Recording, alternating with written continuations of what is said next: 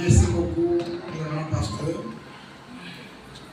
C'est pas la première fois que je témoigne dans cette église. Amen. Qui est mon église. Amen.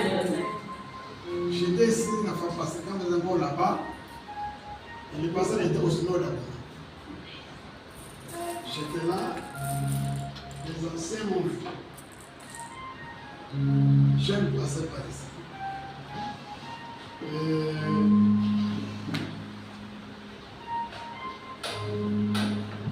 Ce matin, ou cet après-midi, je veux parler avec vous d'un thème très terre à terre. D'un thème très simple. Mais j'aimerais d'abord que nous puissions nous lever pour adorer Dieu avec une petite chanson très populaire. Dieu tout-puissant. Vous connaissez ça, non? Oui. Alors, Dieu tout-puissant, car mon cœur considère tout l'univers créé par son pouvoir. Le ciel azur, le secret étonné, le très matin, tous les hommes de l'histoire, de tout mon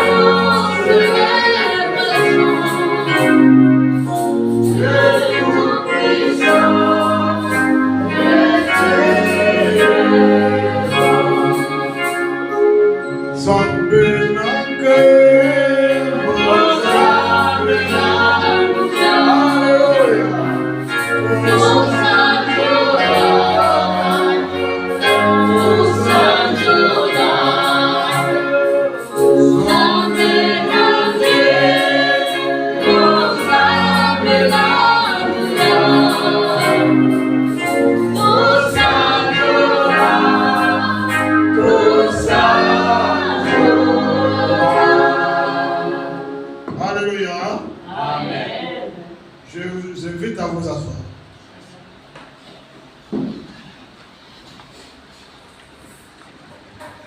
Je vais parler avec vous autour d'un petit thème.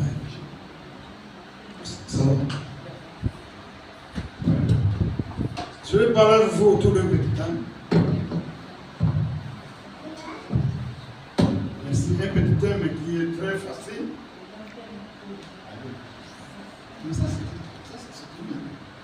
Merci. Le thème dont je parle est celui-ci.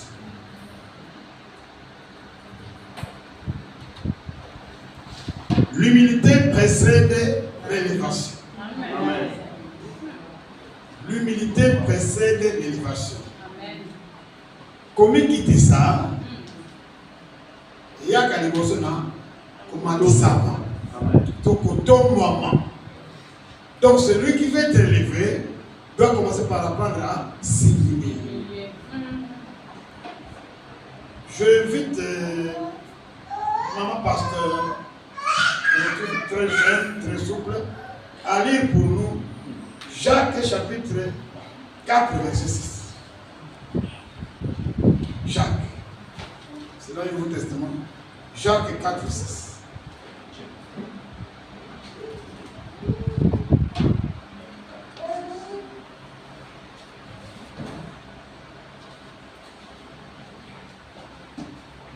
J'ai lu au nom du Seigneur. Amen. Jacques chapitre 4, au premier verset. Le verset 6. Au verset 6. Au verset 6, ok.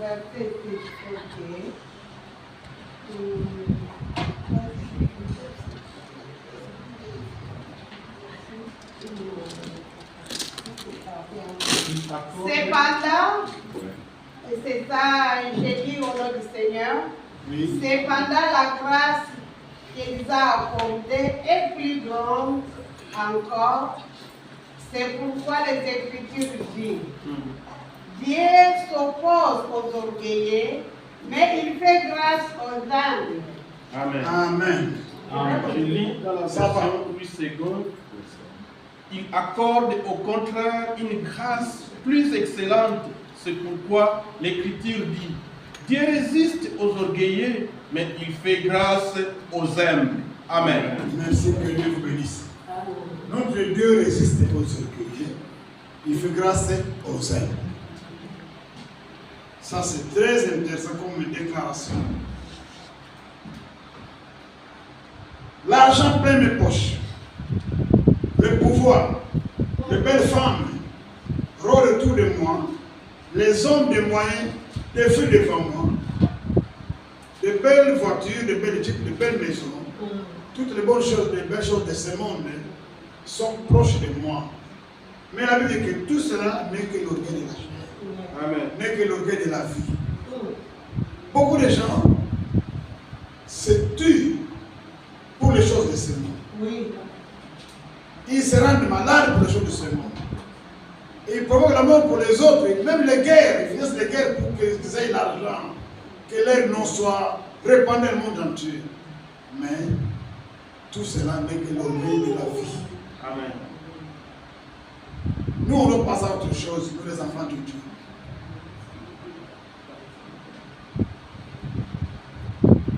Notre Dieu, selon la Bible, résiste aux orgueilleux, mais fait grâce aux hommes. L'humilité, c'est quoi? C'est une attitude de cœur qui reconnaît la dépendance de l'homme envers Dieu. Amen. Donc, un homme humble reconnaît qu'il est faible et que sans Dieu, il ne faut absolument rien. Amen. Si vous êtes d'accord avec moi, acclamez le Seigneur. Une femme qui s'humilie reconnaît qu'elle est faible et que sans Dieu, elle ne vaut absolument rien. Un homme qui s'humilie reconnaît que sans Dieu, il n'y a rien. Et l'humilité, c'est le respect pour d'autres personnes. Pas ceux qui pensent que tous se marient. Les autres n'existent pas. Mais une personne humble, c'est une personne qui respecte les autres. C'est une personne qui pense aux autres. Et il refuse l'orgueil. Les humbles s'estiment faibles et dénués de toute force sans Dieu. Les humbles s'estiment comment? Faibles. Dénués de toute force sans Dieu. Parce que sans Dieu, nous ne valons absolument rien. Quelle que soit notre taille, quelle soit notre couleur, quelles sont nos origines, mais si on n'est pas avec Dieu, c'est nul et de nul effet. Voilà, Père de gloire, avançons. Le Dieu vivant, le Dieu créateur, qui nous aime et qui pense à nous. Papa, nous voulons te chercher tous les jours. Nous voulons être à côté de toi à tout moment, le jour comme la nuit. Papa, nous voulons avoir la crainte de toi, l'amour pour toi, de la considération pour toi. Donne-nous la paix, la joie, toutes les bénédictions possibles. Nous voulons être heureux, Papa, parce que nous appartenons à toi et nous dépendons de toi. Soutiens-nous, soutiens nos familles, soutiens nos projets. Merci, Papa. Nous t'avons demandé par la foi, dans le nom de Jésus-Christ de Nazareth, qui est notre Seigneur et Sauveur. Amen. Ceux qui se sentent faibles, ce sont les gens-là qui sont aussi humbles. L'humilité, c'est ça qui précède l'élévation. Amen. Nous, les hommes de Dieu, nous les chrétiens, les hommes des églises, nous devrions être les hommes les plus humbles du monde, au monde. Amen. Mais aujourd'hui, qu'est-ce que nous sentons? Nous voulons être les hommes les plus médiatisés. On parle plus de nous. Et nous sommes des gens très renommés. Mais c'est contraire avec le Christ. Vivons comme le Christ a vécu. Alléluia. Amen. Être humble, c'est vivre suivre l'exemple de Christ. Jésus-Christ était Dieu, mais sur la terre, il n'a jamais prononcé ce mot-là lui-même. Jésus ne s'est jamais reconnu Dieu. Je ne vais jamais dire que moi j'ai revenu du ciel. Vous savez, les gens qui sont en Europe, quand ils sont en Afrique, comment on les appelle? On vous appelle des miquilistes. Vous avez un terme, des miquilistes. Et tout le monde veut être autour de vous pour des quêtes, pour des souliers, pour des vestes, pour les habits et aussi l'argent. Vous savez que nos frères africains que vous êtes ici, avant de vous nous colonisez un peu là-bas en Afrique, vous nous colonisez. Imaginez-vous quelqu'un meurt à Kinshasa, on ne peut pas l'enterrer si l'Europe n'a pas décidé. Il reste à la mort même un mois. On enterre K.O. qui n'a pas l'habité. Paul n'a pas l'habité. Pourquoi? Parce que l'argent viendra d'ici. Donc l'Europe doit décider de tout. Même de l'enterrement de quelqu'un, c'est l'Europe qui doit décider. Tout c'est l'Europe.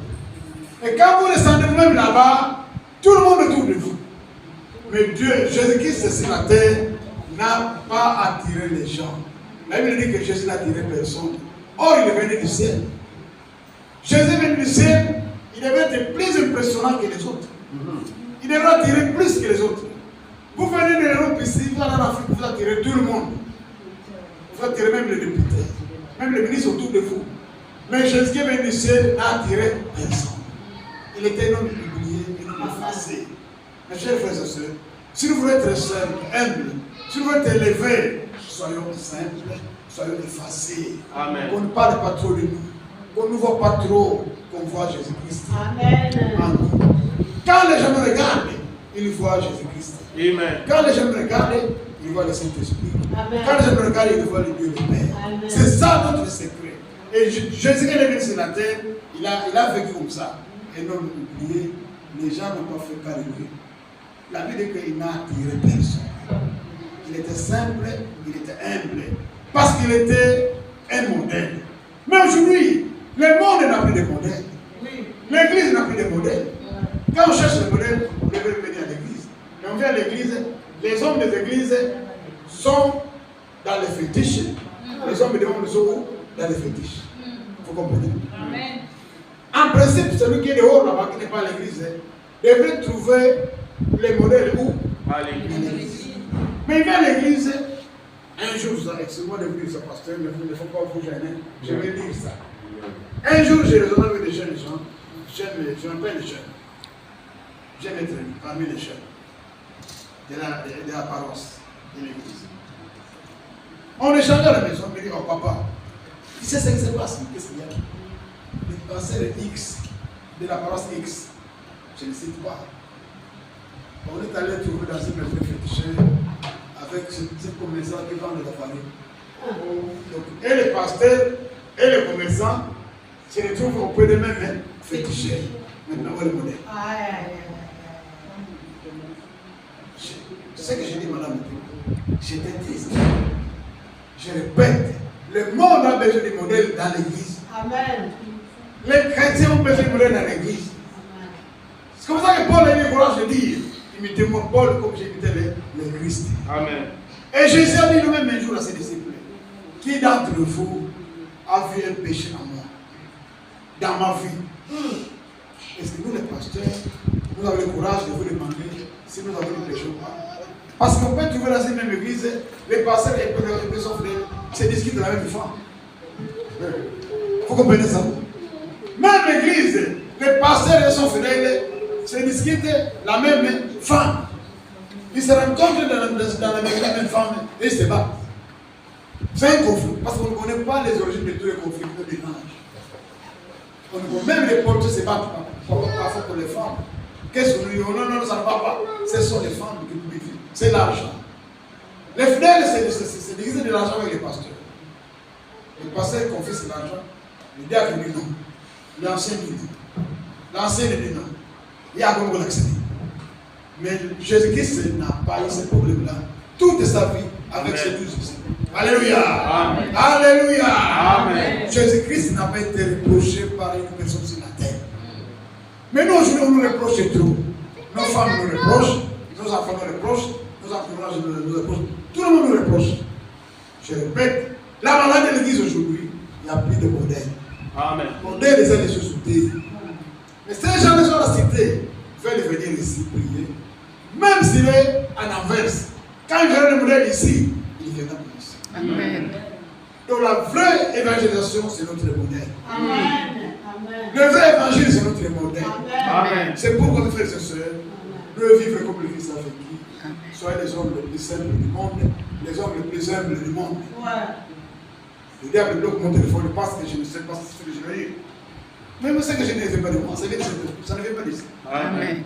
C'est moi qui ai mis ça là. Jésus dit, laisse ça. Ferme. Ça va y sont. Mes chers frères et sœurs, moi je ne prends pas beaucoup de temps quand on me donne le micro. Quand on me donne la chair, je ne traîne pas mon temps. Parce que je parle de tout. Je suis évangéliste. Je me fais une discussion de parler moins pour que vous puissiez garder l'essentiel. J'ai dit ceci. Notre thème, l'humilité précède l'élévation. Quand Jésus s'est humilié, jusqu'à s'oublier, il me dit que Dieu l'a souverainement élevé. Amen. Il a donné le nom qui se passe, tous les autres noms. Et c'est le nom-là de Jésus. C'est le nom par lequel le monde entier doit être sauvé. Toi et le monde doit être sauvé à partir de ce nom-là de Jésus. Pourquoi il est cette sauvé? Parce qu'il s'est humilié. Il y a un ami qui dit ça, qui dit Nassé. Pour qu'il me plaise, mais moi, au niveau salaire, je vais vous donner le juste. Ceux qui n'ont pas de qui doivent penser à vous c'est moi le donateur. C'est moi qui finance l'église. C'est moi qui fais non, c'est Dieu qui finance l'église. Amen. Si Dieu te donne l'argent et que tu bloques ça, tu bloques Dieu, tu ne bloques pas les pasteurs, tu ne bloques pas l'église, tu ne bloques pas le travail. Quand Dieu te donne, libère. Parce que c'est pour lui. La mission qu'il te met devant toi appartient à lui. Le travail appartient à qui? À lui. C'est l'église de Dieu. Ce n'est pas l'église du pasteur. Alléluia. Amen. Aussi, il y a un gaïté. Quand je vais venir au pasteur, il va aller que je suis dans le cas. Amen. Moi, je vous aime. C'est Dieu sait que je vous aime. Je ne peux pas faire de la publicité, mais je vous aime. Amen. Mais un jour, Dieu me donne le temps de vous dire, de vous donner une seule preuve de mon amour pour vous. Parce que Dieu m'écoute. Mes chers frères et sœurs, si vous voulez être élevé, soyez comment? Si vous voulez être élevé, effacez-vous, oubliez-vous, enlevez l'orgueil, enlevez l'arrogance, enlevez la vantardise, enlevez les matuviers. Vous c'est les matuviers. Ce terme-là, moi j'ai appris ça en deuxième secondaire, ça fait longtemps. Je pense en 77. En 77. Enfin, le 4. Je suis en deuxième secondaire. Mon professeur parlait de ce professeur de français. J'étais gros, il avait des choses. Les fêtes pour dire, m'as-tu vu? J'étais à Madoula. Lui connaît ma vie. Parce que là aussi, il est là. Votre juriste est là. Frère Guy, bon, mon fils Guy. Il a étudié dans l'école, moi j'étais à l'école des missionnaires.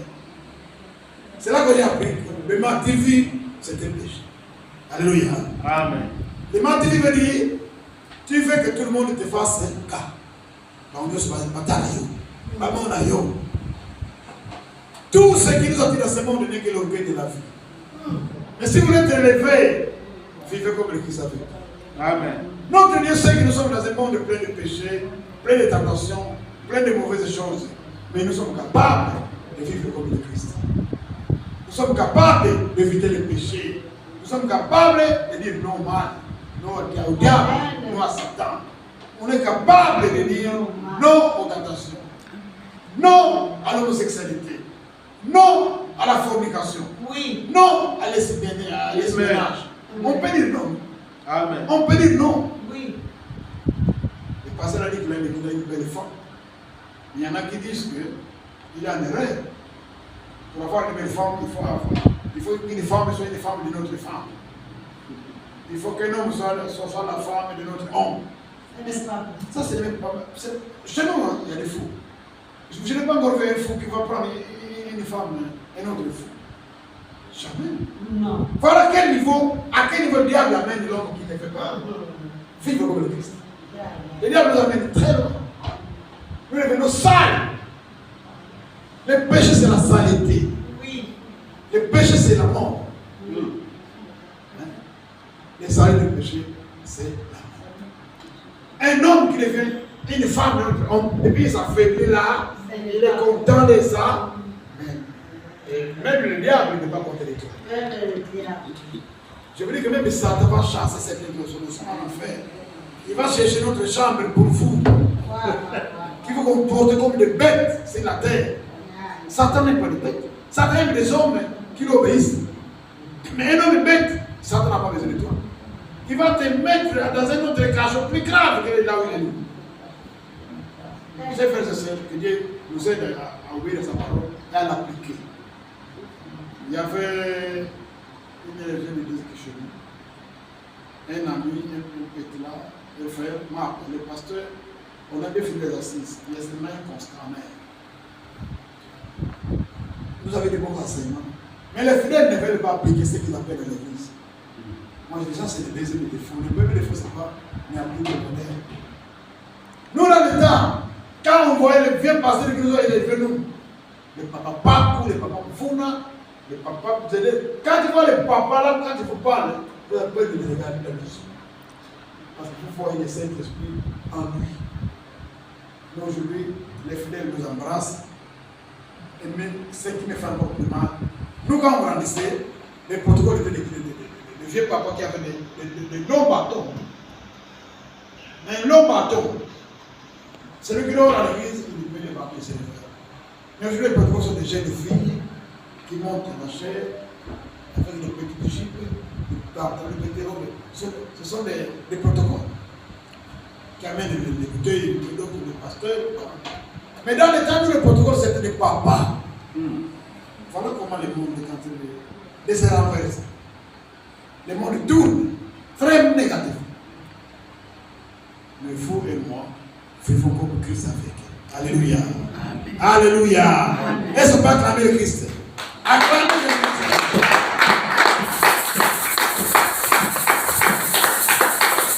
Que Dieu bénisse sa parole, que Dieu vous bénisse, que Dieu nous garde. Que Dieu nous protège.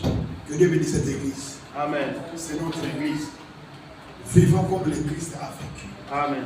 Il ne faut pas dire que non, le Christ était Dieu. Non. Il y a des hommes qui étaient des hommes sur la terre qui ont réussi. Amen. Je vous dis seulement deux. Deux seulement. Je vais dire deux.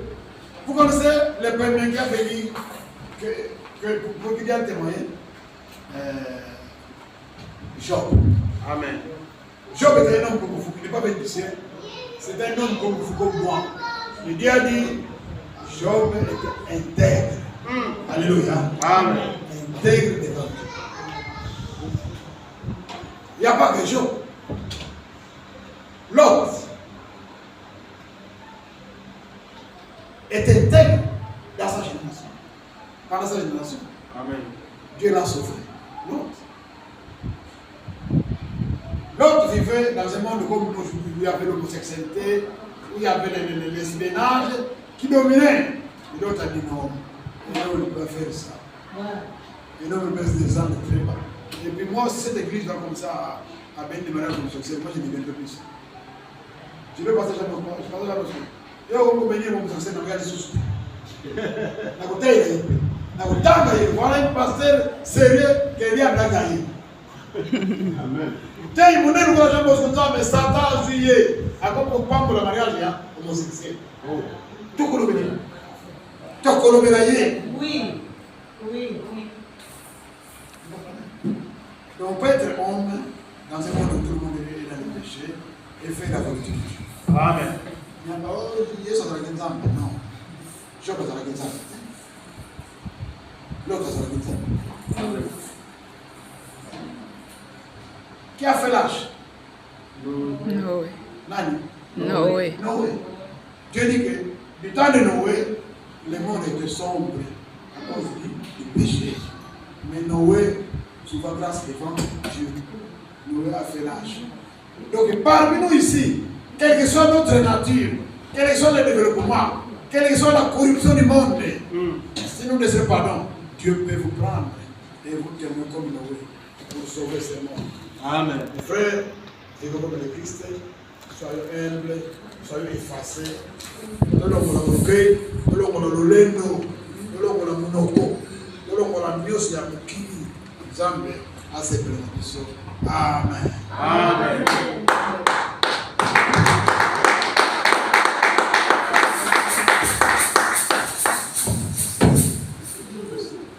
Alléluia.